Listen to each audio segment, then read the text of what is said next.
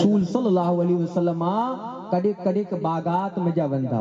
अने बाग में जा वनी ओला के बाग में वनी जो फायदो ही है ओकरो त इंसान जो जोको दिमाग अने जहन आए फ्रेश थई वने तो अल्लाह जे रसूल पर बागात में वंदा वा अने घणी घणी वार वीदा वा अने गोरो फिकर कईदा वा कि फुल अने इन फुल में जा पत्ता आने इन में जा रंग आए इन में जा खुशबू आए ये अल्लाह ताला जी केड़ी बेहतरीन नेमत है। तेतरीला करी बागात में वनो अने गोरो फिकर पण करियो अने होडा जी ताजगी से लुत्फ अंदोज पण थियो ई सुन्नत रसूल अकरम सल्लल्लाहु अलैहि वसल्लम। तो खैर वजीर अची करी ने चेतो सड करे तो के बादशाह सलामत जगह मिली वई। बादशाह चेतो तदे तैयारी करियो खैमा पोजायो सामान पोजायो खादे पीजी जो मिले पोजायो अने इस्तंबल पण पोजायो घोड़ा सवारी पण पोजायो जोको जोको ते पाके जरूरत पहुंची आणि माल इकट्ठो करे में जा आयो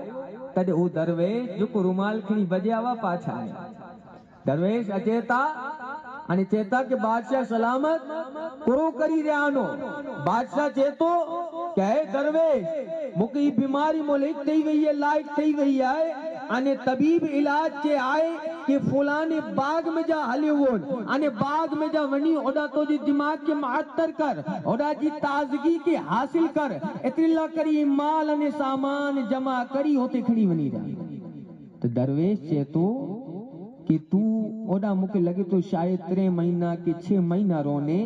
अने बादशाह तो जी जाहिरी हालत नेरी रोना तो लगे तो कि अन करीब तो के मौत अचे वारी अन करीब तो मते मौत अचे वारी आए आउं दिसी रोना अरे तू 3 महीना अने 4 महीने ला करी एतरो इंतजाम करिए तो एतरी तैयारी करिए तो आखिरत ला करी करो जमा करी ओडाला करी करो तैयारी करे ने ओडाला करी कितना अमाल जमा करे ने तदे बादशाह खामोश थई वने तो तदे हु दरवेश रुमाल दिएता अने चेता कि बेवकूफी जी कमी ना है इनजी जरूरत बादशाह तोके आए मौके ना जाने गिरामी वकार ये शेख सिराजी बयान करया अने पाके समझाया कि दुनिया में रहते रोदे आखिरत जी पण फिकर करो ओडा जी तैयारी करो ताकि जने मौत अचे तो शायर से